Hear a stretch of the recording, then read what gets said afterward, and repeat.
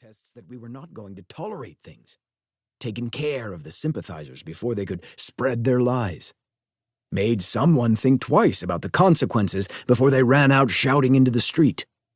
But instead we shrank from them, like we were the ones who were meant to be ashamed. Maybe so, Sargon said. Namira frowned. I don't like it when you agree with me so quickly. Put up a fight at least. We tried my way. It failed. I don't know for sure if your way would have changed anything, but I would be a fool to say I don't have any regrets. The noise from outside the window was growing louder.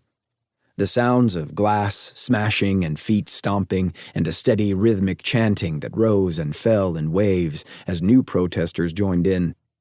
Sargon thought he heard a scream. You know what I'm going to say now, Namira said. What I'm going to ask you. Sargon took a long inhale and held the breath in his lungs. He had been waiting for this moment, ever since he brought Namira into the academy all those years ago. Namira had grasped the possibilities immediately, the ways in which they could use its knowledge and power to reshape the world around them. Sargon knew exactly what Namira was capable of, the loyalty, the clarity of vision, and the brutality. This was a dangerous moment, but men like Namira thrived in times of chaos. The list is secure, Sargon said. Where? A safe house across town. What neighborhood? The situation on the ground is changing quickly. We'll want to be able to move it. And do you think you're the best man to keep it safe? The edges of Namira's lips curled upward. Don't you trust me, old friend? Namira, Sargon said. I barely trust myself right now. What is the point of having power if you don't use it? Namira said. We could end all this madness now, or at least buy time for saner heads to prevail. Instead, you insist on doing nothing.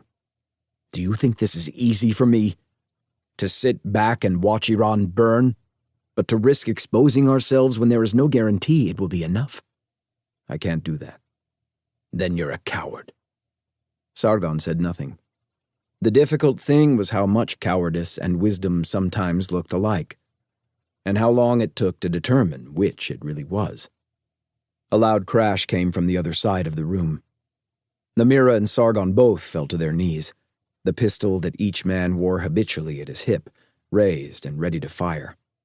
The office was eerily still, save for a slight breeze coming in through the broken window. The noise from the street was getting louder. Namira went over and picked up the chunk of concrete that had been hurled through the window.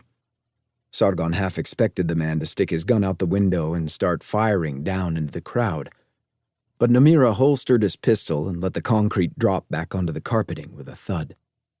Where will you go? Sargon said. That's no concern of yours anymore, Namira said. I hate that things turned out this way. Almost enough to do something about it. Sargon bit his tongue. There was no use arguing with Namira when he got like this. Not that it had stopped him before. Namira cracked his neck and made his way over to the door. I've learned my lesson, Namira said, his hand on the doorknob. The next time, I will do what's necessary, no matter the consequences, and no matter the counsel of my so-called friends. Sargon felt a slight chill run down his spine. There was ice behind Namira's eyes. Take care of yourself, Sargon, he said in a voice too cold to be friendly. And that family of yours. Sargon gave a whispered goodbye, and then the man was gone. He waited a full minute before he rose from his chair and locked the door to his office. He pulled the curtains closed tight and found the corner of the thick rug. With a grunt, he pulled it back and began tapping patiently at the floorboards until he heard the hollow thump. Sargon worked his long fingers along the wood, feeling for the familiar knot. He pressed down, and the board shifted just enough for him to reach beneath it and retrieve what was there. It was a ceramic scroll, a foot in length, with thick knobs at either end. The sort of object that wouldn't look out of place at the National Museum exhibits among the other artifacts of ancient cultures, but that would hardly attract particular notice among the jewels and riches.